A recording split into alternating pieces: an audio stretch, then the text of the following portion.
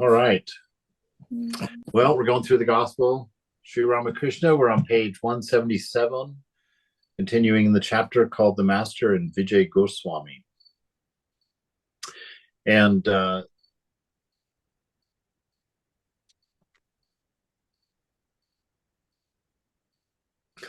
he was just talking about assimilating these ideas, which is so important. We spend so much time in Vedanta studying and hearing lectures, and, you know, uh, which is great. Actually, it's fine because it keeps the mind in a good place. But the work takes place in your practice. Vedanta doesn't happen in temples. It doesn't happen in books. It doesn't happen in classes. Vedanta happens when you go to do your sit, and that's where the change, that's where the transformation happens. Um, and you're pondering these things. One of my when I was in the monastery in San Francisco, I used to go for an hour walk every day, and so many of the scriptures really opened their meanings when I was just taking a walk and just wondering about them. I learned things that I didn't even know that I didn't know. And so that's the kind of work that happens when you just sit in the presence, and just ruminate on these things and let them grow roots, because they have to get out of the head. All of these ideas, they have to get out of the head, and they have to put roots down into the heart, into your life. You can't. It's ill digested if we sit and talk about these philosophies, and yet we haven't thought about them enough or ruminated on them enough for all of those relationships, all of the implications of these simple truths. We have to let those implications kind of drip down through the filtering system of the mind, so they become a part of us, so that they come out of the world of ideas and start coming into the way that we act, the way that we live, the way that we are in our inner world, our private world. Because all of religion happens right now in your relationship with this moment, this relationship with this moment, how you feel right now, what your outlook for your life is, what your mood is, what your inner condition is. That is your relationship with God. Your relationships with God is not up here with the concept of God that you have when you're kind of going through a prayer, a conscious idea. Your relationship with God is with the I am, and the I am is the present moment, this present isness. It's the only thing that we know in this world of change that is unchanging. It's the only thing we know in this world of change that is immortal, that has no beginning and no end. And it's hidden right in front of us. This moment is eternity. It has never begun and it will never end. This moment is the existence, that Sat of Satchitananda. This moment is wisdom. It contains the scriptures. It's a manifestation of God. It is God. And so when seen properly, that's what throws us into ecstasy. We see the world, but we see it for what it is and not as we've defined it to be according to our mind. We see it before mind. We see it when it's just that light of consciousness.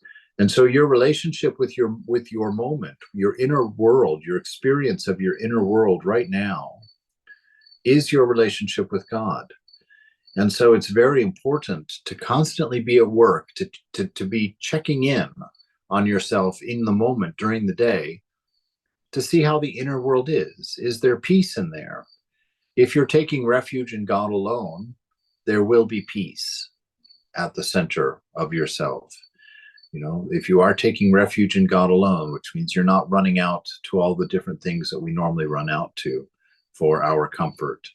We get lonely, so we call up friends. We get bored, so we hit a club. All of these little refuges that we've created for ourselves in the world are disturbing to us, because the only thing that all the other refuges can give us is just a distraction for a moment from pain. You can go have that drink, fine, but that drink doesn't solve what caused the drink. That drink just prolongs your suffering, because It just takes your mind off of it for a little bit. But when you sober up, you're right back where you were. And that's the problem. And that's the only reason that the divine tells us to not be pleasure seekers in the world. It's not because it's inherently wrong. It's because it accomplishes nothing. It just prolongs suffering, because at the end of every enjoyment, the world we were trying to escape comes back to us. And we have to live in this moment. And this moment is God. This moment is divine. And so how you feel, how you relate, how your mental health is, how your current state of being is, that all tells you about your relationship with God. You know, if you're restless, if you're unhappy, these are all indications or invitations for looking deeper and for finding that inner home, finding that inner peace, that inner solitude, which is the solution to anything that you're needing help with. It is the way out of trouble, of suffering, of pain, and it's hidden. And yet it's not. It's the only thing we experience, this moment. And yet we very rarely bring our attention to it. And so this is practice. And this is what Thakur was saying. He's saying all of these ideas, all of these things that we talk about, we have to let them percolate, let them drop their root inside, so they change our experience of now, our experience of the moment. So regaining partial consciousness, the master said, "Why is my spiritual feeling kindled at the sight of Rakal? The more you advance toward God, the less you will see of his glories and grandeur. The aspirant at first has a vision of the goddess with 10 arms. There is a great display of power in that image. The next vision is that of the deity with 2 arms. There are no longer 10 arms holding various weapons and missiles. Then the aspirant has a vision of Gopala, in which there is no trace of power. It is the form of a tender child. Beyond that, there are other visions also. The aspirant then sees only light." So, this beautiful notion of drawing closer and closer to God, the more peaceful and less grand and glorious and intimidating she becomes. That the divine ultimately meets you as pure peace, as pure love, you know, meets you with the feelings that you have for your favorite person, you know, your grandmother, your grandfather. It's ultimately the merging with the divine is with that tender love. Until then, you know, when we first begin, I know when I first began in this life anyway, I don't know about the rest of it if there were any, this notion of God was something I was terrified of. You know, someone who was watching everything that I did, just waiting for me to, you know, step in the wrong place, and I'd be in trouble. You know, I spent the good half of my life being horrified at the punishment of God.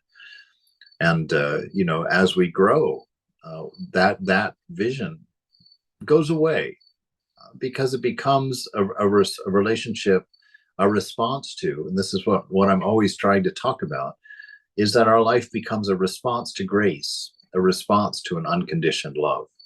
It no longer, you know, it goes, in the beginning, Vivekananda says all religion begins with fear. You know, we have this fear of the other, and we call that other God.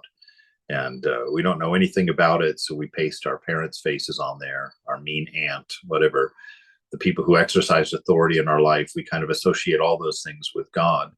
And we go through that period of fear, of wanting, of, oh my gosh, I've got to work out my salvation, you know. And then you kind of get more of a relationship going, and that fear begins to dissipate. And now it's kind of a relationship, and you're still learning, and you're still growing, and you're still trying to comprehend these things. And then it goes beyond that, and it becomes this oasis, kind of a place of refuge where you go and just sit in the presence of pure love. You just go and sit in the presence of pure grace.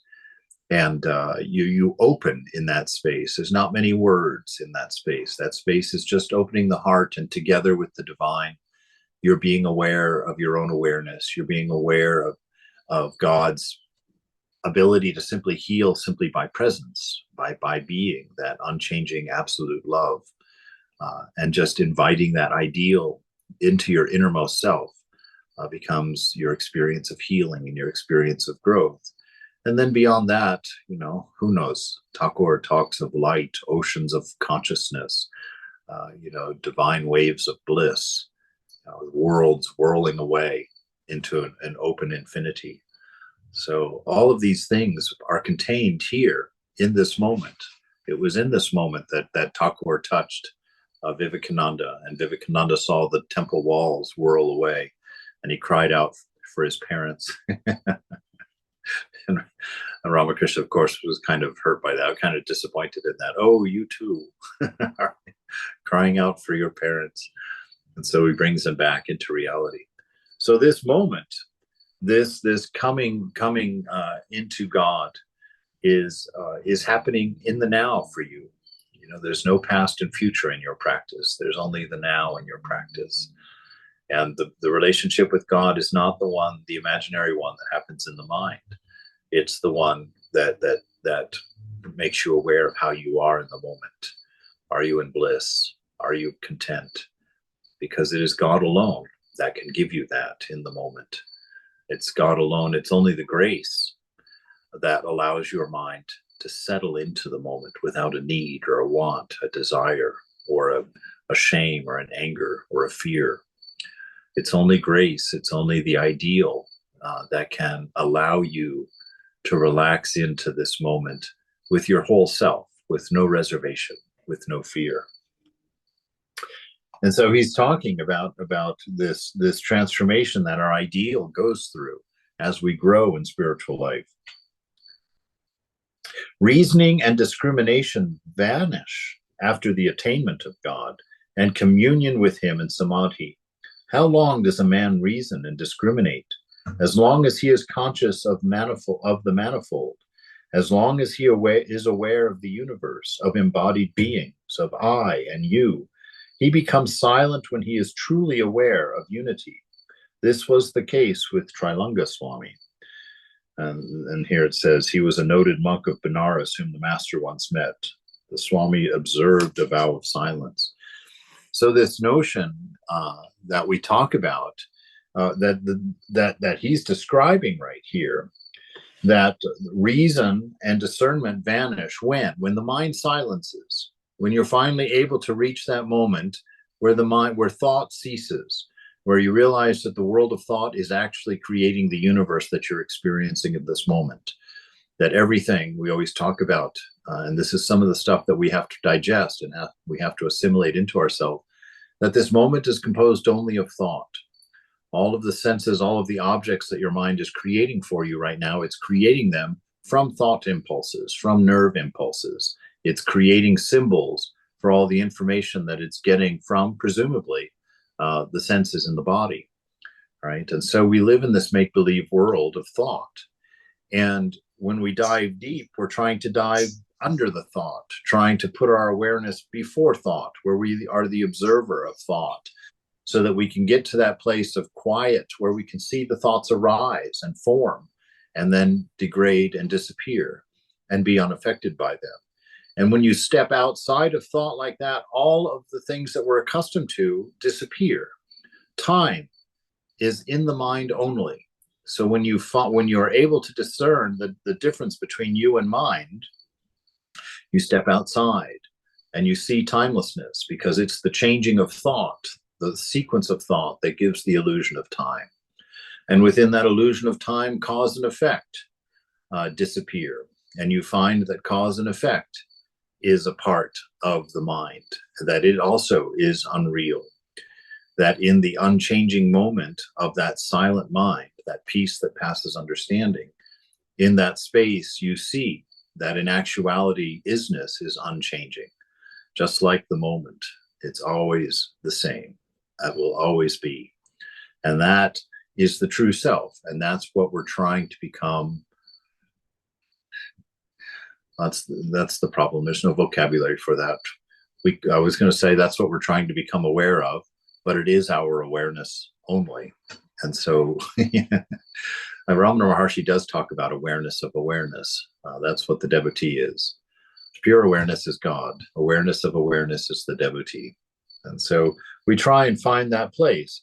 And after we found that place, after you've managed to establish a place where you survive and live outside of the world of objects, outside of the passage of time, outside of the changing mind, outside of the constant need to think, then we don't experience the need to reason. We're reaping the fruit of discernment. Discernment is what brings us to that point of knowing I'm not the mind, I'm not the body. If it's changing, it's unreal. The unchanging alone is real. And so just repeating that and understanding, like, what is it in this moment that's unchanging? What is it in me that is unchanging? I had that vlog this week with Swami Vedananda talking about that the unchanging absolute is your core. It's the very center of what you are, and your being. And that our goal is communion with that, a full awareness of that, with the objects of the mind long ago silenced into quietness. As long as he is conscious of the manifold, right? And the thoughts are the manifold. Your universe is the manifold, but the only thing that's manifold is your thoughts about it. The millions of thoughts that go through your mind in the day that create your universe for you, create your reality for you, create your relationships for you, create your desires, your dreams, your notions of accomplishment and attraction and aversion. All of that silences when the mind silences. As long as he is aware of the universe, and the universe is mind, it's Shakti is the vibrating mind, the power of the divine. The mind itself, in its pure form, in its undisturbed state, is Brahman, the unchanging reality. As long as he is aware of the universe, of embodied beings, of I and you, right? All of those things that the mind creates, all of those notions that the mind creates, he becomes silent when he is truly aware of the unity. When you realize that intense intimacy with the beloved, again, I go back to that. I have to go get some new descriptions for things, but these ones are the things that taught me. That couple sitting across the table at the museum in New York City, all the noise and cacophony that goes on in an art museum cafe, all those melamine tables and the banging and clattering and bumping of plastic chairs on tile floors. And there in the middle of the room, just an old couple sitting there, having finished their lunch, not saying anything, not engaged in anything, just kind of an island in the midst of this cacophony. Both of them with a hand on the table and just one finger touching a finger of the other person. And that to me is a mature relationship with God, where the prayer isn't full of words anymore, isn't full of sentences and full of desires and full of past, presents, and futures, aversions and cries for help. You've done all of that. You've said everything to the Lord. You've invited her into every aspect of your life. And now just knowing the presence is your comfort. Just touching the finger of the divine within is your safety, is your love, is your security, and your fulfillment.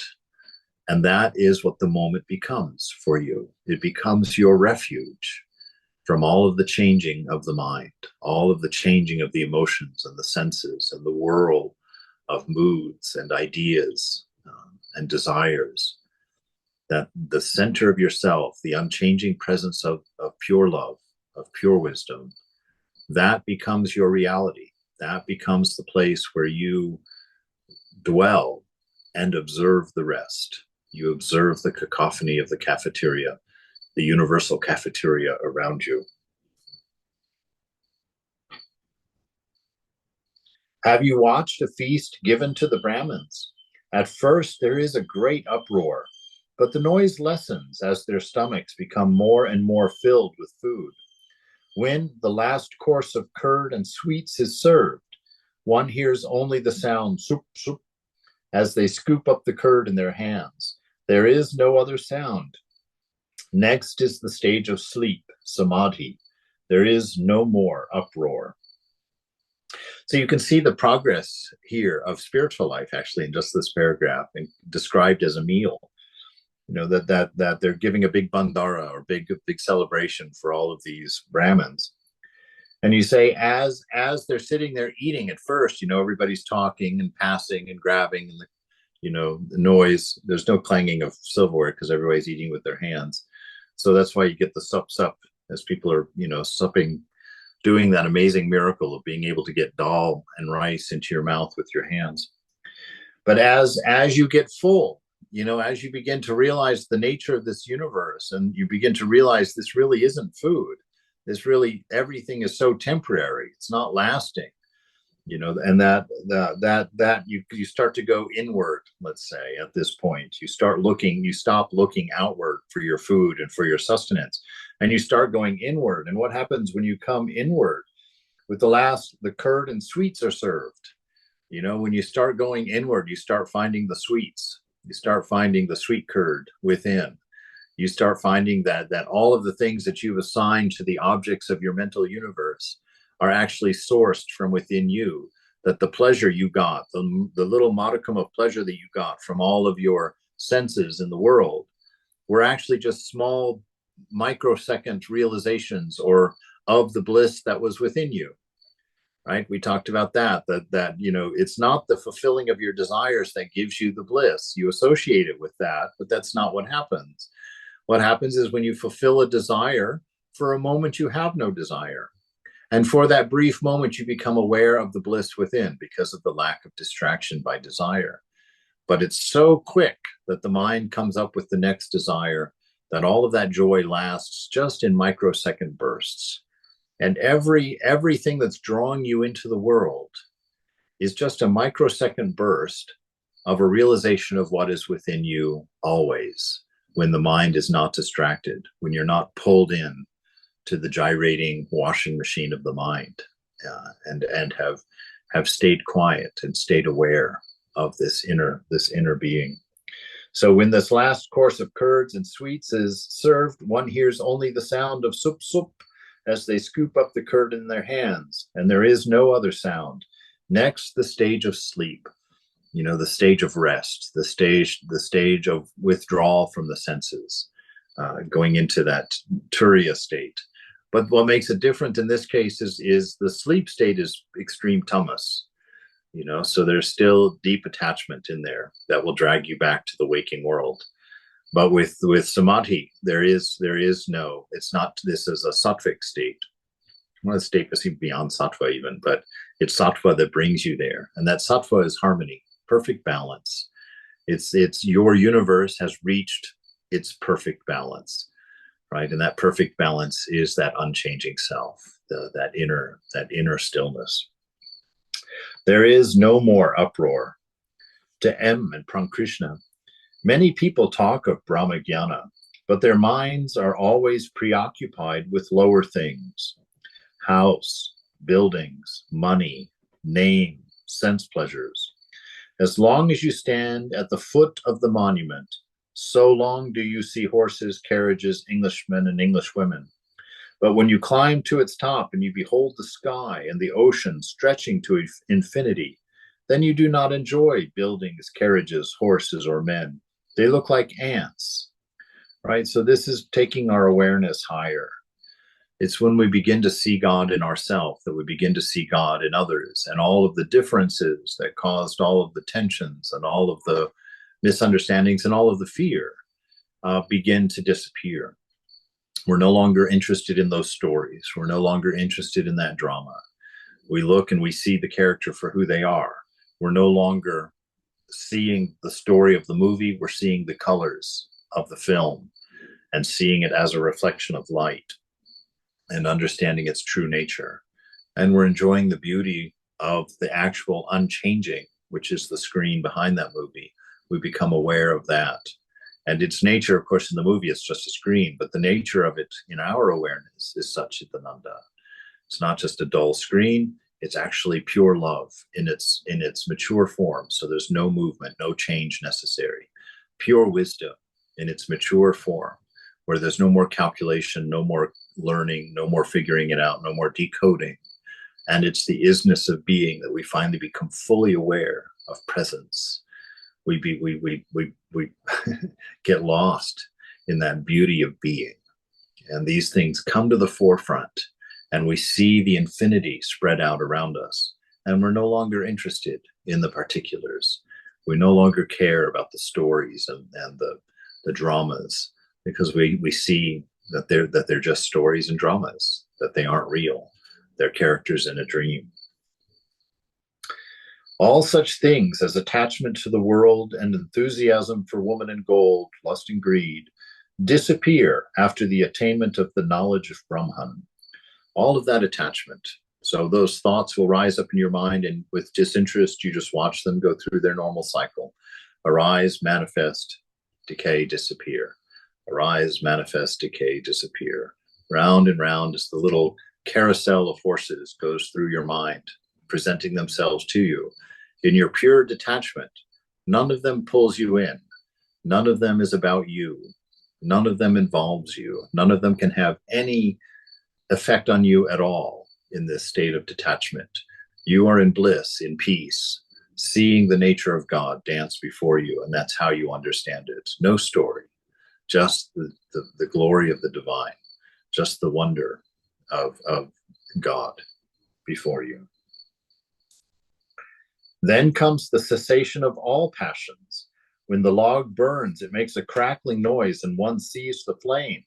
But when the burning is over, only ash remains. Then no more noise is heard. Thirst disappears with the destruction of attachment. Finally comes peace. Right? So thirst is an important thing. This thirst is this notion of imbalance. That's what keeps the mind noisy. It's you assuming that you're not perfect. It's you assuming that you're not content. It's you assuming that you're a body that needs to be taken care of, that you're a mind whose conditions have to be obeyed and hearkened to. When all of that is gone, when all of that is detached, and you stand in that unchanging center, your thirst disappears. You're no longer out of balance. You touch your fulfillment. You touch your infinity. It's a state that we can't really talk about in any satisfying way. So we just talk in ways to make sure we understand it's the best thing possible. It's awesome on every side. But thirst disappears, and you no longer have to beg the world for your happiness, for your fulfillment. You no longer have to go and become something in order to be happy, or to experience something and to be thrilled, to meet someone in order to have love. You realize that all of those things were sourced in you and not in the people, places, and things that you have associated with them up until then. And so when you're thirsty, you go within and you're full. When you're afraid, you go within and you're fearless. When you're alone, you go within and find that you are everything. And then that, of course, if you're doing that, you're on the verge of that unity, that one without a second. The nearer you come to God, the more you feel peace. You see, that's how you can use the moment. That's what we started with. The moment helps you know how your relationship with God is. Because if your relationship with God is good, then you feel that peace in the moment. You feel that serenity. You feel that courage, that strength, and the beauty and the wonder to carry on. If the moment you're feeling restless, or you're feeling anxious, or you're feeling remorseful, or any of those other things, that's indicative of not being in the presence, not being in the present, which are the same thing. That Eckhart Tolle tells us: if you live in the past, then remorse, resentment, regret, all of those things lead your life. If you live in the future, it's nervousness and anxiety and insecurity that rules your life. It's only in the now that you find peace. It's only in the now that you find your power, right? Because your past and your future are indicated only by the now. So the nearer that you come to God, the more you feel peace. Peace, peace, peace, supreme peace. I can just see Thakur, he repeats it 5 times there. Why? Because he's there. He can't talk about these things without seeing them. And so he mentions this peace, and you can just see him slowly, the body kind of going back, the eyes kind of going up, as he just gets filled with peace, peace, peace, supreme peace. The nearer you come to the Ganges, the more you feel its coolness. You will feel completely soothed when you plunge into the river, completely refreshed. All of this weariness of life, this hunger of being, this torment of desire, all of that finally coming to an end, and leaving just a face of joy, leaving just a beaming face of pure love. So many people said about Vivekananda, the direct disciples, when they were trying to tell the young brahmacharis, they just were without words. And I remember Brahmananda saying, and Vivekananda saying, you will never know how much love that man gave to us. You'll never know how much love it was to be around Ramakrishna. It changed all of their lives, gave them all their enlightenment. And of course we will know. That's the whole point. But not in that same way that they experienced that divine love. They got to see that divine love. And the number of times when he was in samadhi, in a real high samadhi, it just says that the room was spellbound. The 15, 20, 30 people sitting in his room listening to him were just gazing at him with wide-eyed wonder at the beaming love and bliss that they saw on that face when he was in samadhi. Just absolutely entranced and enchanted by it. But the universe and its created beings and the 24 cosmic principles all exist because God exists. Nothing remains if God is eliminated.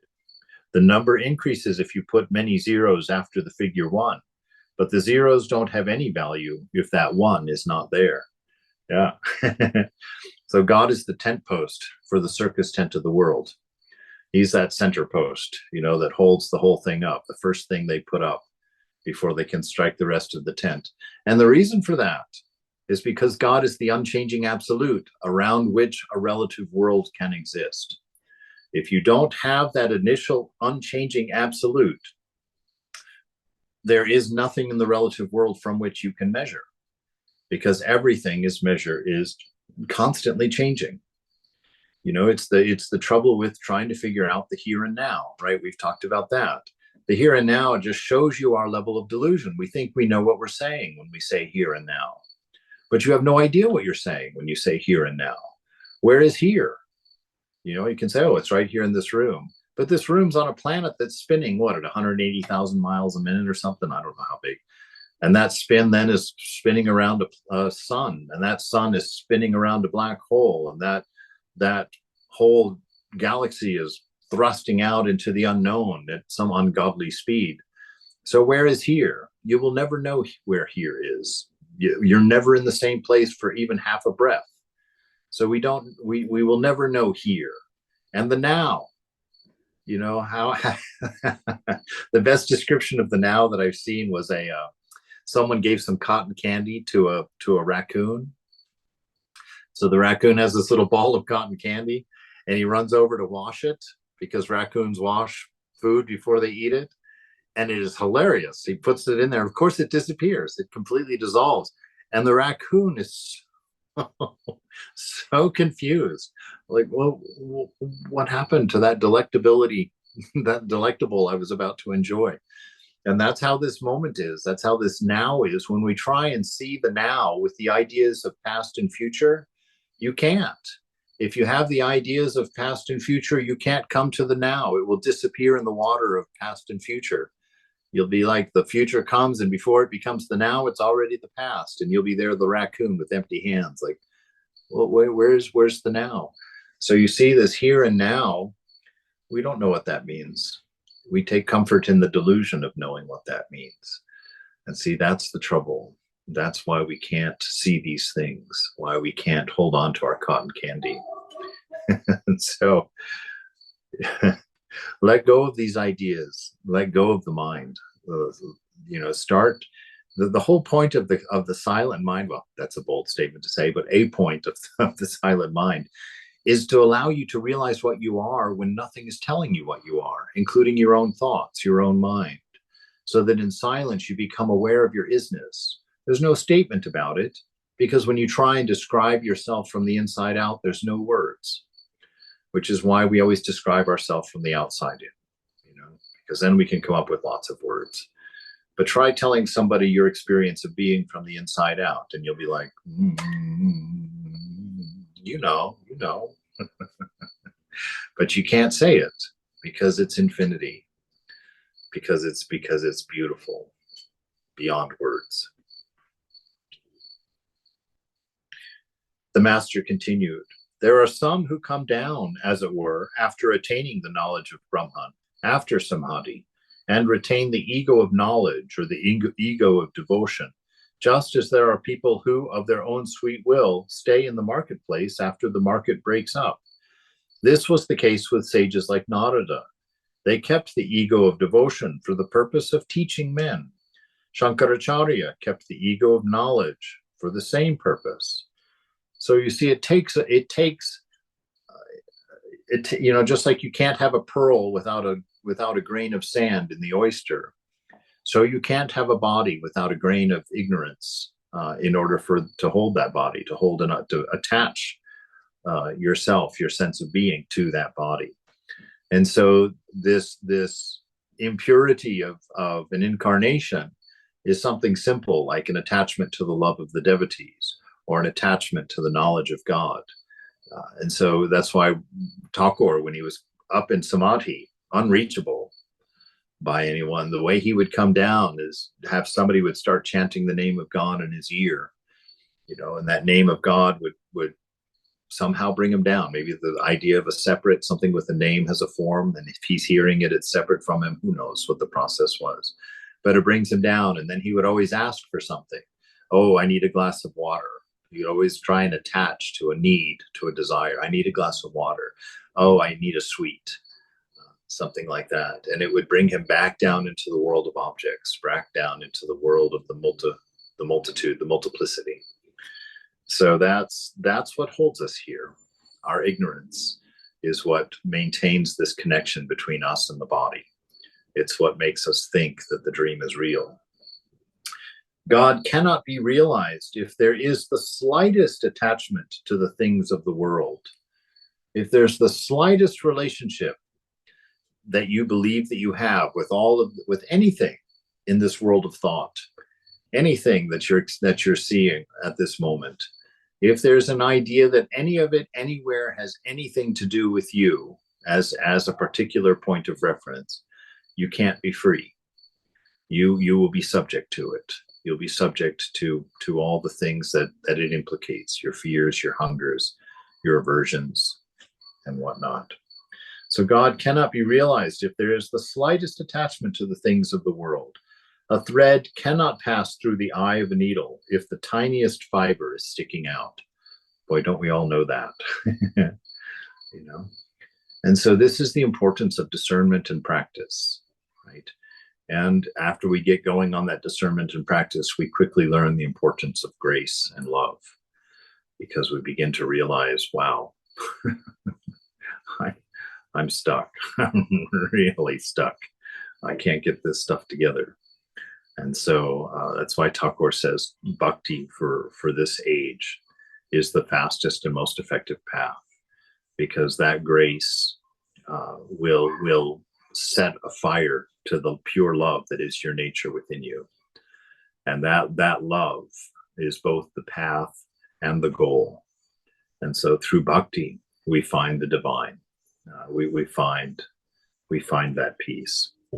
The anger and lust of a man who has realized God are only appearances, which means they're just habitual habits of the mind. The person is not deeply attached to them, so it's not determining their actions, right? So they see that beautiful man or that beautiful woman, and it's just instantly the discernment, it kicks in. the proper seeing kicks in. They know that it's the divine in that person that they're seeking, and that divine is the divine within themselves.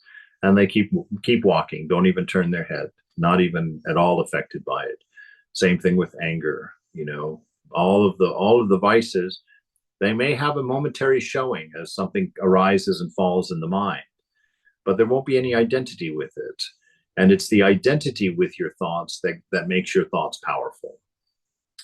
Right? If you identify with the thought, you split your sentience. You give the thought part of your sentience. That's why we argue in our mind. You're there, there's a piece of cake, you shouldn't have it. You're like, no, I shouldn't have that piece of cake. Oh, but I really want that piece of cake. And so you start an argument. And we know the absurdity of that. Who is in there to argue with you? There's nobody else in there. It's just you. And there you are fighting with yourself. Oh, I'm going to have this piece of cake or not. It's like, no, yes, no, yes, no, yes. Oh, God, I fell again. What do you mean you fell again? You did what you wanted to do. It's finished. But what is it that gives that illusion of another? That's where duality actually happens, you see. It's you splitting your sentience with thought and giving life to things that have no life, giving sentience to things that are not sentient.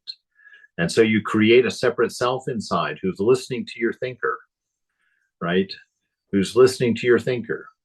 But when you understand the thinker and the listener are the same person, what are you hoping to learn by thinking to yourself? What are you hoping to discover? Because anything the thinker knows, you as the listener also know, because you're one and the same.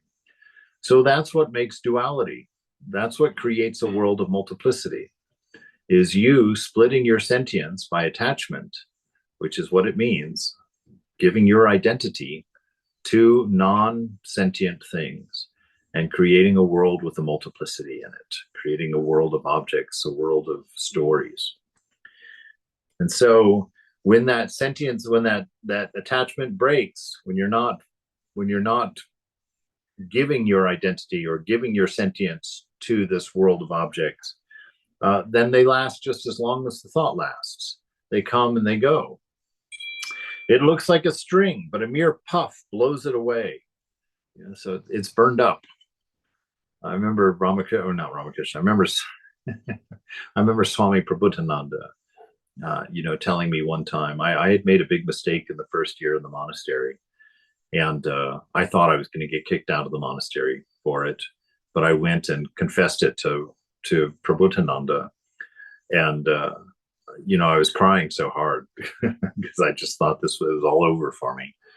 And he yells at me, he says, "You're a child of the mother. What are these tears for?" So he just really encouraged me, really reminded me of who I was. And then he told me, see, for some in spiritual life, they will just say, "Oh, I'll take care of this at some point."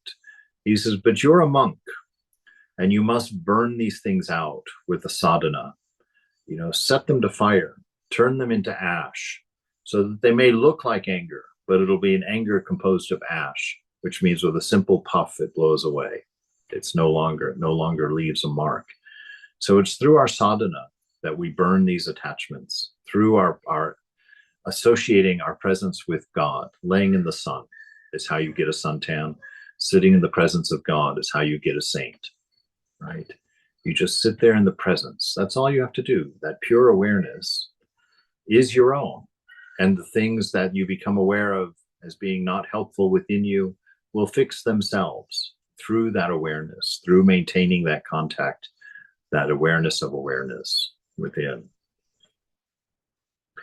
God is realized as soon as the mind becomes free from attachment, free from the identity between the watcher and the thoughts in the mind.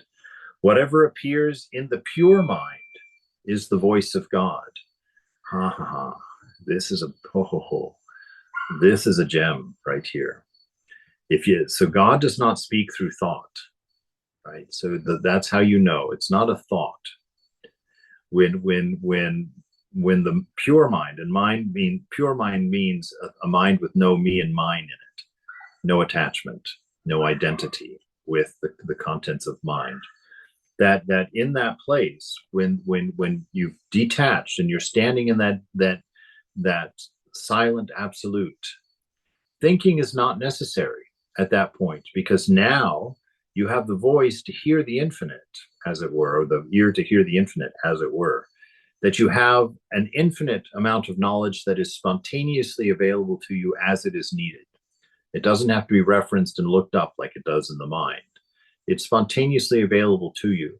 And the voice of God comes as a full awareness, not through a word, not through a sentence, but through a whole message self-contained. He can give you an entire, how would you even say that? He can give you the entire content and story and characters without a single word. Just suddenly it's there in its fullness. Suddenly you understand completely. I share sometimes that one experience that I had at the beginning of my spiritual life, because that's where I learned this. It's like I was, had that where I was standing or sitting on a stage on a stool in that story, and I was sitting there trying to figure out where am I and what's going on, and suddenly I knew that the stage was my body, the audience was the world, the scrims that hung from the ceiling were my attributes through which I played my part for the world, but that I was a self that was bodiless, but sitting in repose at the back of the stage, watching all of it, and that came all in one, just boom, just suddenly I understood everything. I didn't have to figure it out, didn't have to draw the conclusions myself. Suddenly the whole package was there, and I became aware of all of this. And that's what Thakur's saying. In that stillness of mind, in the mind without attachment, the voice of God is heard, right? You know the isness of the universe. You're in sync with the universe. Your desire and the desire of the universe are one and the same.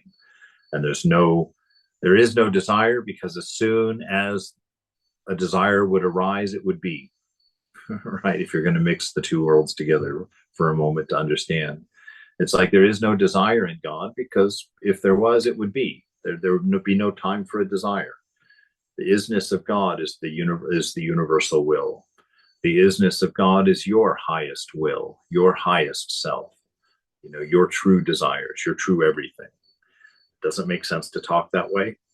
Just bear with that ignorance, because we can't talk about it otherwise. There's nothing to say. We just have to stand here and drool with each other. That which is pure mind is also pure buddhi. That again is pure Atman, because there is nothing pure but God.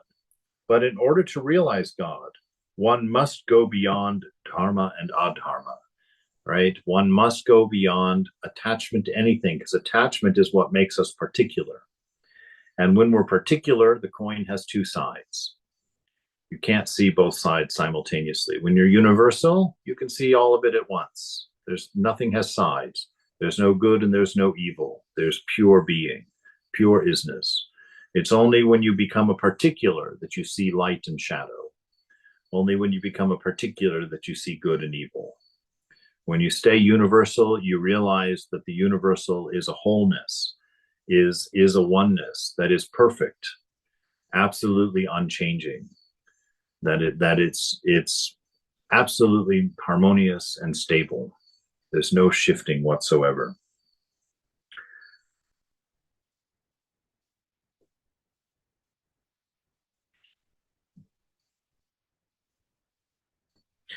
So it's interesting, all these things he's equating there. Pure mind, right? The mind with no me and mine is also pure buddhi, pure knowledge, right? Pure intelligence. And that again is pure Atman. Atman means the disembodied soul, that one without a second, that infinite spirit, infinite self, because there is nothing pure but God, right? And so when you are nothing other, then you are the divine. And so our whole practice is to let go of every single adjective that we've ever held up to ourselves, that we've ever identified with, to let go of every particular, so that we can see and know the self, the infinite self, that has no particular, And within that, all of these opposites, the world of duality, disappears. The voice in your head goes away, and you're just left with the pureness of the moment. But in order to realize God, one must go beyond dharma and adharma. That's that particular, that particular self. The idea of me as a body, me as a mind, has to go. Until you go beyond that, you can't find the silence. You'll be fighting. You'll be fighting your whole spiritual life in your mind. You see, and that's that's one of the big clues. When we say spiritual life doesn't happen here, it's not a succession of thoughts. It's not a philosophy. It's not a set of beliefs. It's not a set of ideals. It's an emptiness, as it were. It's a silence. And that silence doesn't happen here. That silence is here in the heart. The master sang in his melodious voice, "Come, let us go for a walk, O mind, to Kali, the wish-fulfilling tree, and there beneath it gather the four fruits of life." Go within for all of your desire, for all of your need. Find this moment to be fine. God everywhere present, always perfect. And so, when you're feeling something that's nagging you, discern. What's the nature of this nagging thing? Is it mind or is it body? Discern. Is it mind or body? And once you decide that, you say, oh, it's a body. And you say, I'm not the body. This is not a desire of mine.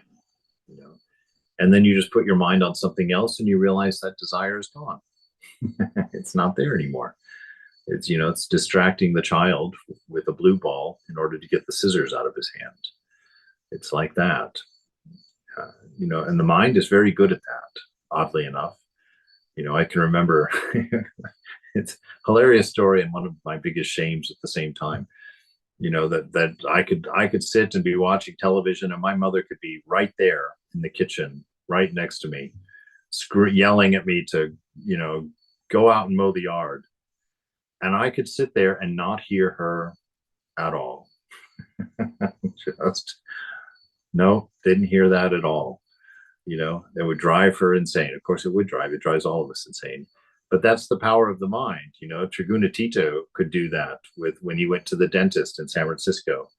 He didn't need any Novocaine. Didn't need any pain medications.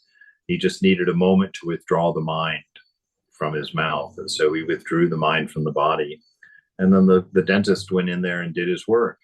And the next time he had a dental appointment, the dentist didn't warn him or say anything because he thought that Swami didn't need any of this. And so we just went in and started drilling, and Swami screamed.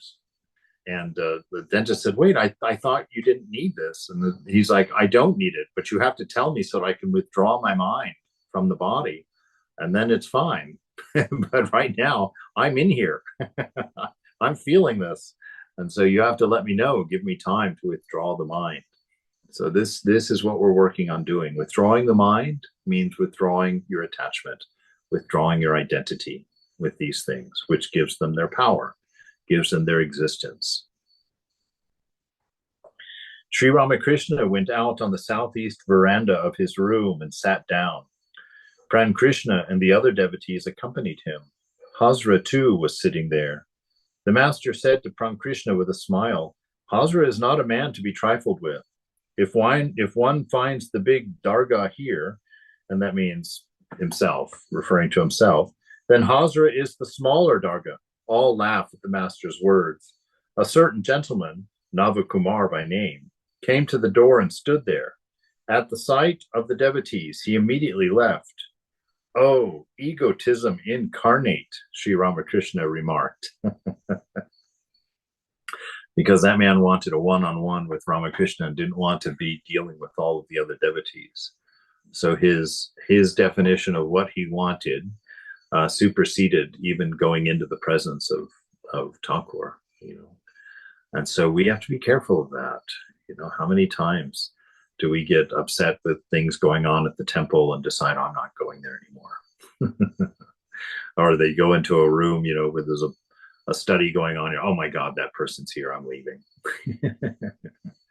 That's the very definition of egoism, that our own self and our own definition and desire becomes king.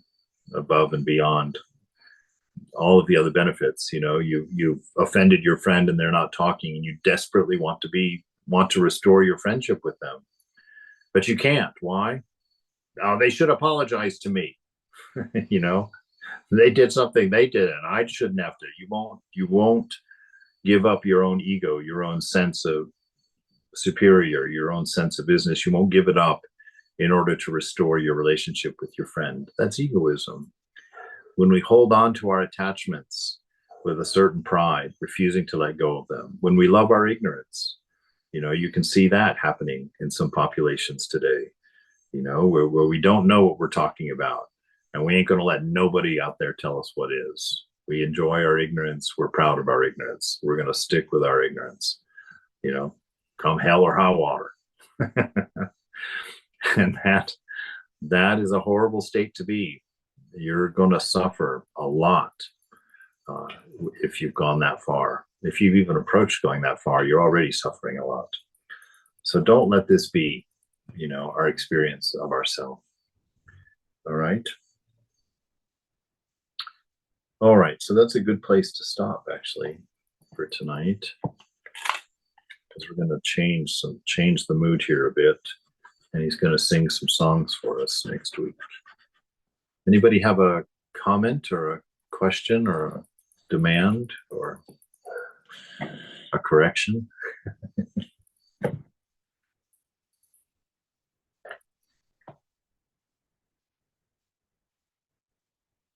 None? Very good. All right. Be well, my friends. Go forward. Fine. Thank you so much. Indeed. Thank you. Yes, be well.